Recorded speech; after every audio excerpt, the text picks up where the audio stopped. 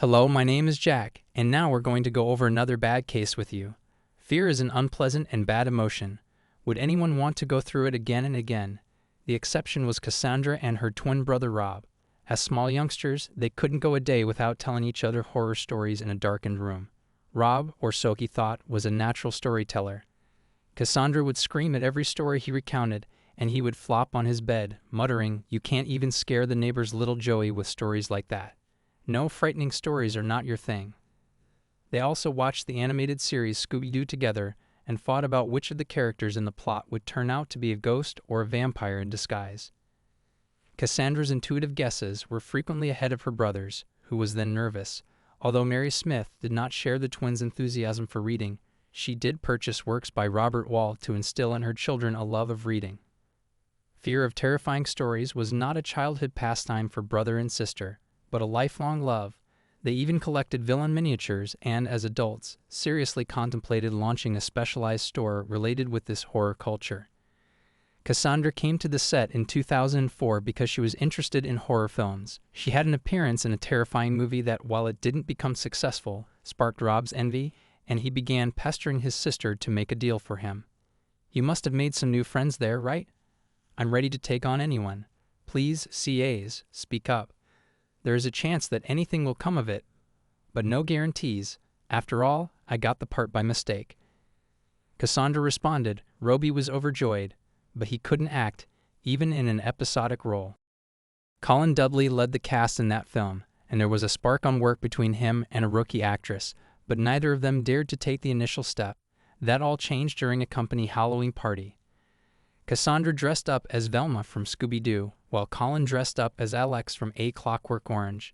And if the image of the cartoon character was only an image for Cassandra, it appeared to be something more for Colin Dudley. He walked about with a glass of milk the entire evening, glaring at everyone as his character did in the movie, and he also quoted a lot from the book. For example, looking at Cassandra with glee, he exclaimed, "Beauty usually caused my only desire to destroy it."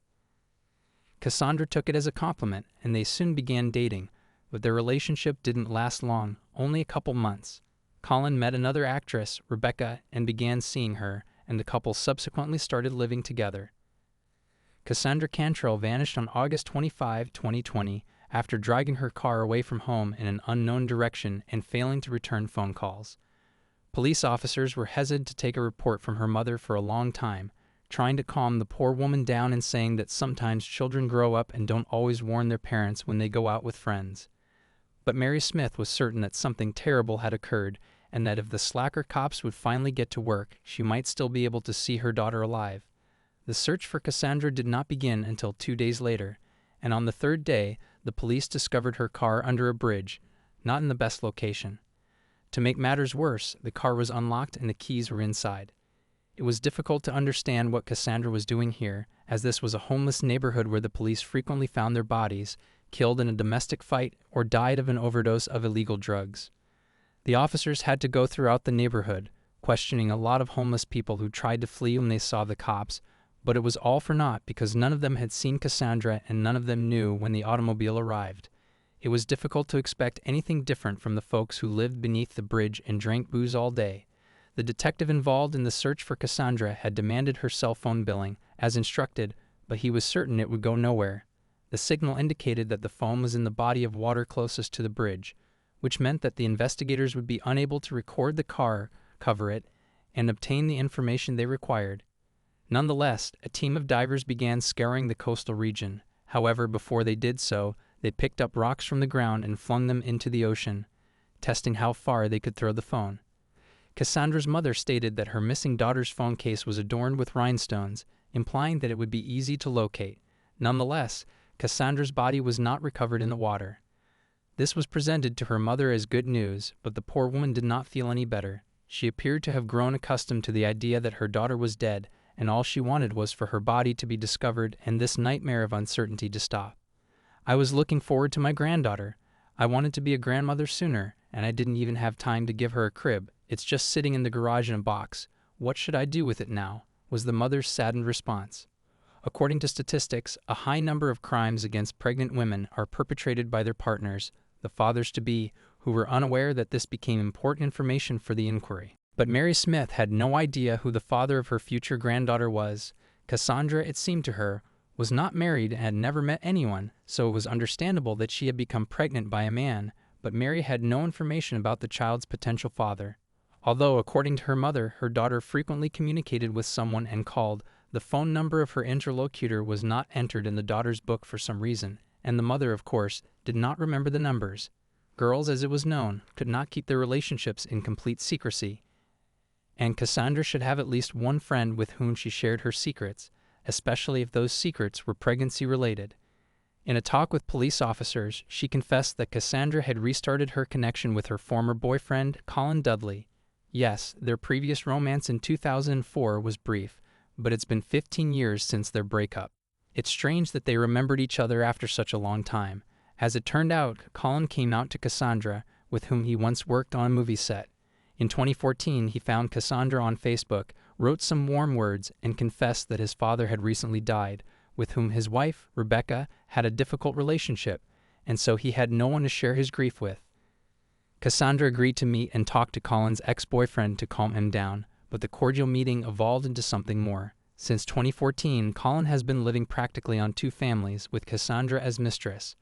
When the young woman discovered she was pregnant, she did not want to tell Colin Dudley because every time she wanted to tell him, she remembered their conversation in which Colin stated emphatically that he did not want children and was delighted that Rebecca was infertile. The news that he might have a daughter or son could destroy a real family, and Cassandra didn't want to hurt her lover, so she kept the news a secret.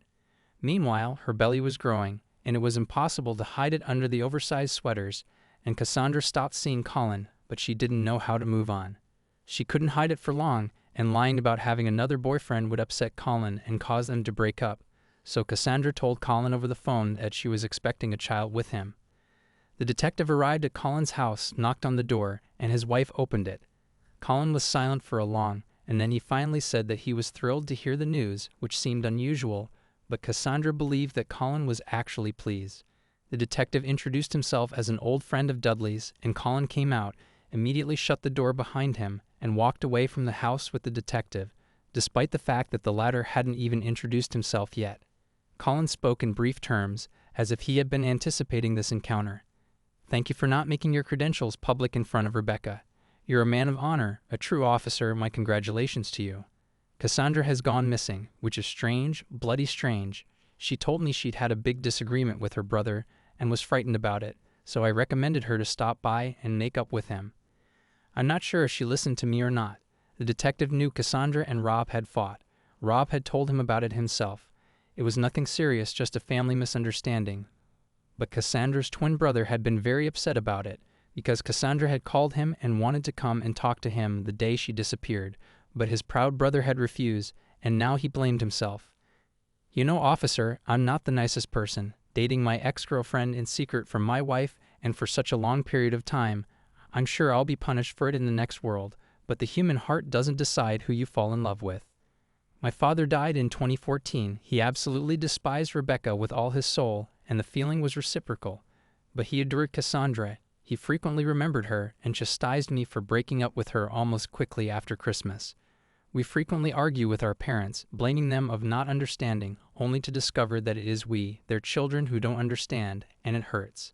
Of course, my father was correct, and after he died, I only wanted to fulfill one of his desires, so I restarted my connection with Cassandra.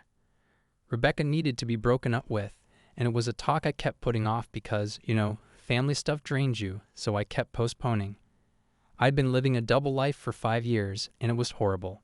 To disguise it, I'd tell her about false work trips and even acquired a fishing rod, despite the fact that I loathed fishing, a dumb activity, and I'd tell Rebecca I was going to the lake while I went to Cassandra's. I'd buy fish at the grocery before coming home for additional convincing, and Rebecca would bake it in the oven, and I'd eat it, despite the fact that the smell of fish made me sick. What? Pregnant? By whom? I don't know, but she told a close friend that it was from you, which can't be true. She's been stubbornly refusing to see me lately, which I understand and can't blame her for. Naturally, she was bored of being in the background and desired a family, which I couldn't provide. I believe she refused to see me because she had met someone else. When was the last time you saw her? Asked Detective Colin. Honestly, I can't recall. I think it was around 3 months ago, maybe 4, if you don't count the chance encounter we had at the mall. but it was only for a moment since my wife was in the fitting room, and I was weary of waiting for her and decided to go for a walk to the coffee shop. Tell me, officer, is there any chance you'll discover her alive? This was not Colin's last encounter with the detective, even though Kassandra's phone, which was lifted from the bottom of the pond and could not be recovered, but the police requested the details of the missing person's calls, and it turned out that most likely the unsigned number about which her mother told her belongs to Colin Dudley. Kassandra frequently called him, and they even called each other on the day of her disappearance. Additionally, on that day, the police received CCTV footage from the train station near the bridge, where Kassandra's abandoned car had been found, and on it they saw a strange man who stood out in the crowd of passengers on the platform. He was dressed in a heavy cloak, gloves, a scarf around his face, and a hat with the sides covering his eyes. It was impossible to see his face, but the detective stated the man's gait reminded him of Colin Dudley. The hat was almost identical to the one worn by Alex from Clockwork Orange. As the detectives continued to follow the strange man through the CCTV cameras, they noticed that he went into the cafe for a few minutes, then came out and went towards the parking lot, where he got into his car and drove away. Throughout this time, the visitor never exposed his face, but they could see the license plate number of the car he got into, which belonged to Colin Dudley, and a unit was dispatched to his residence with a search warrant. The police had hoped that Kassandra was still alive and in the basement at Dudley's house. However, there was no evidence of a murder at Colin's house until they discovered the hat Colin was trying to cover himself with in the closet. They then walked down to the basement, but Kassandra was not there, nor was there any proof of the crime. Nonetheless, the assistance dog, which had been taught to seek for blood scents, barked as it sniffed the couch, which was already a warning sign. The detective interviewed Colin's wife, who was obviously shocked at what was going on in their home, at the accusations against her husband, and at the fact that she had been deceived for years. Colin assured the detective that he had done nothing illegal, that the police simply had no evidence and no other suspects, so they were attempting to pin the crime on him, an innocent man. Yes, she could speak a lot about her husband and her emotions, but when the detective asked if her husband was capable of murder, she answered in the negative after much thought.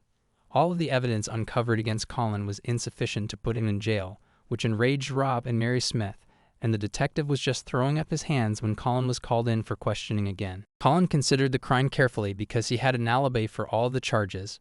On the morning of August 25th at 6:30 a.m., he went to a hardware shop and got domestic cleaning supplies as well as garbage bags. Colin then received a text message from Kassandra that she was almost at his house, but he immediately deleted the message, but it remained in the cell phone carrier's memory, and the police obtained it from the call and message dump. According to their cell phone billing, the couple did not leave the house for several hours that morning, and when Colin turned off his phone, he left his mistress's phone on, most likely by accident, and police saw his entire path of movements, including where he was seen on the station's CCTV cameras. Colin got into his car after the cafe, where he was probably healing from the murder by washing up in the toilet, and went to the pond where he had dumped Kassandra's phone, where the last signal from the mobile phone had been received, as the police already knew. It was now necessary to search for Kassandra's body. The police seized a GPS tracker from Colin's car in order to accurately track the route. The device completely replicated the movement of Kassandra's cell phone signal, but there was new evidence in the case based on his movements the next day. The detectives retraced his path through the woods and discovered a large trash can tied with ropes in a gully. The ground surrounding it was soaked in blood, and it became evident what was in the container. Yes, they were correct. It had been a month since the murder, and identifying the body was difficult. Nevertheless, the police were aided by Kassandra's tattoo, which was mentioned in the search notes, and Colin was captured the same day and charged with murder. Forensics conducted an analysis and determined that death was caused by a broken skull caused by blunt force trauma. During the examination of the Dudley house's basement, police discovered traces of blood that could not be entirely cleaned. Rebecca knew nothing about the murder because she spent the entire day in another area of the home where no noise from the basement could be heard, and she also confirmed that Colin never wanted children and that his story about her infertility was a fabrication. The police used this as a motive for the crime, but due to a lack of witnesses and physical evidence, such as the murder weapon, it was unable to persuade the jury that Colin Dudley committed the murder.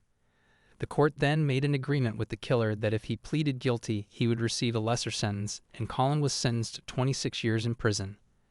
Kassandra's mother and brother, who still felt guilty that he had not agreed to meet with his sister before her death, were very upset because the killer would most likely live to see the moment when he could be released.